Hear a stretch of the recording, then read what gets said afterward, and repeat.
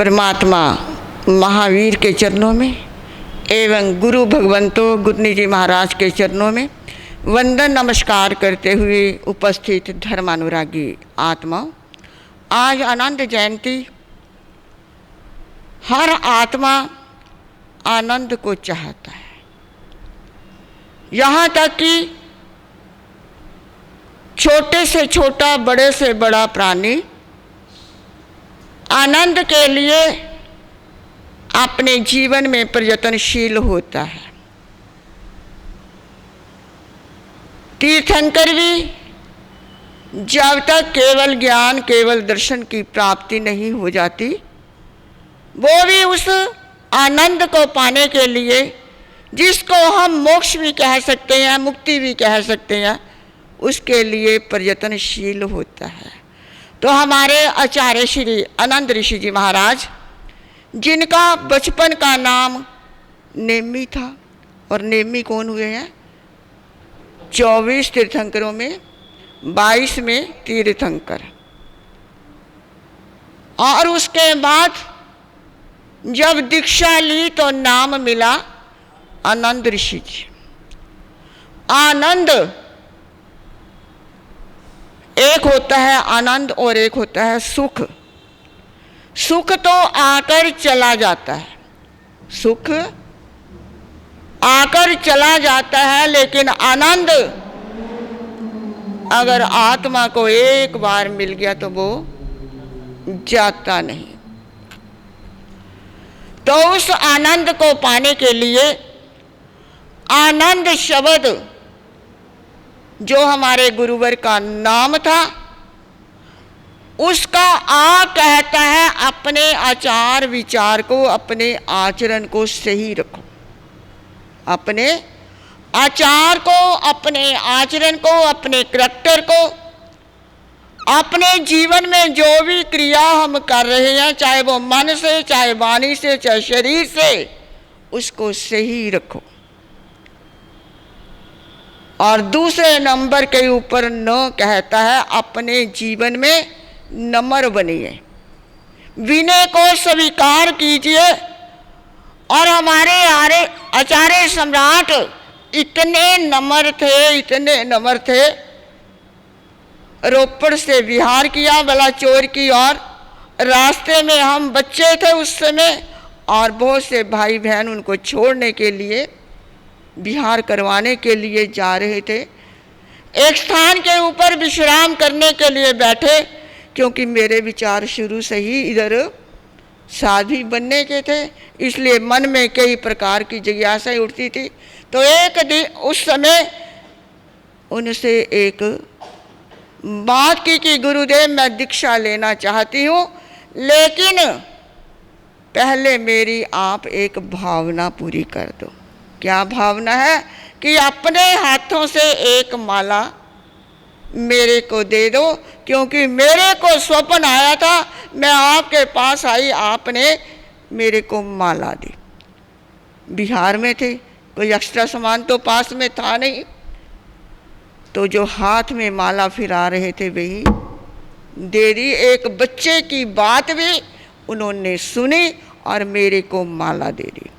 और उसके बाद जब वो रोपड़ में थे तो हमारे मदर सर्विस किया करते थे, और गुरुदेव ने घर घर में अपने चरण डाले थे।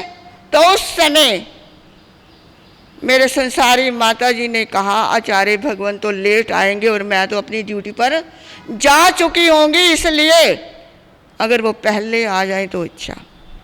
प्रवचन में जाने से 10 मिनट पहले उनके चरणों में पहुंची कि गुरुदेव हमारा घर बिल्कुल पास है, आप क्या करो, चरण स्पर्श। तो उस समय भाई जो पास में थे प्रधान जी वगैरह, वो कहने लगे अभी कथा के बाद इन्होंने जाना है। नहीं, हमारे घर तो पहले एकदम सीढ़ियाँ उतरे और आ गए। कितनी विनम्रता उनमें थी कि एक छोटे बच्चे का भी वो सम्मान रखने वाले थे। तो आ और न कहता है अपने जीवन में नम्र बनो, सभी की सुनो, चाहे वो छोटा हो या बड़ा हो। और उसके बाद आधा न कहता है अपने जीवन में न्यायशील बनिए। कभी भी असत्य का, अन्याय का साथ मत दो, हमेशा न्याय का साथ दो। और दो कहता है दमन करो किसका? अपने मन का, अपने इंद्रियों का। इनको क्या करो? कंट्रोल में करो, इनको कंट्रोल में करो। आगे ऋषि का री कहता है अपने जीवन में रिजु बनो। क्या बनो? रिजु बनो, सरल बनो। क्योंकि सरल बनेंगे तो तुम्हारे हृदय में धर्म का देवता निवास करेगा।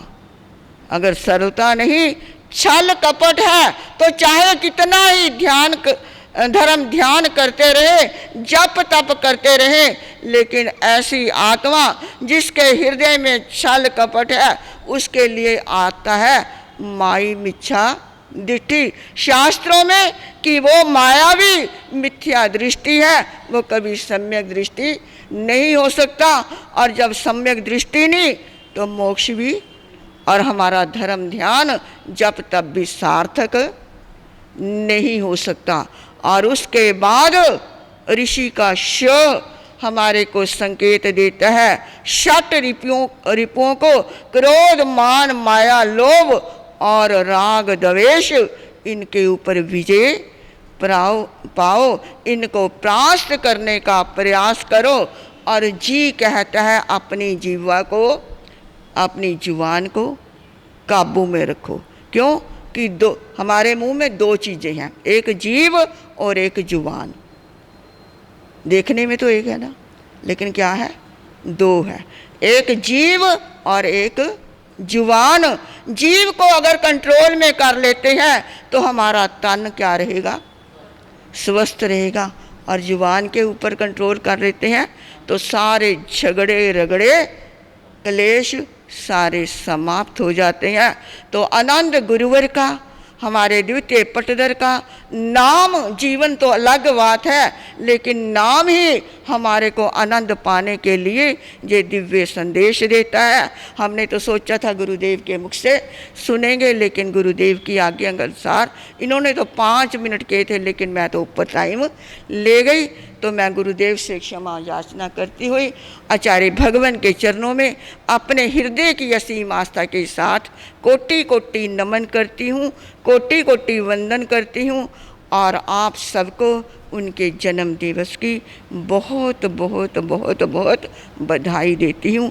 इन्हीं शब्दों के साथ मैं अपने वक्तव्य को विराम देती हूँ। ओम शांति, ओम शांति, ओम शांति। बोलिए द्वितीय पटदर आचार्य सम्राट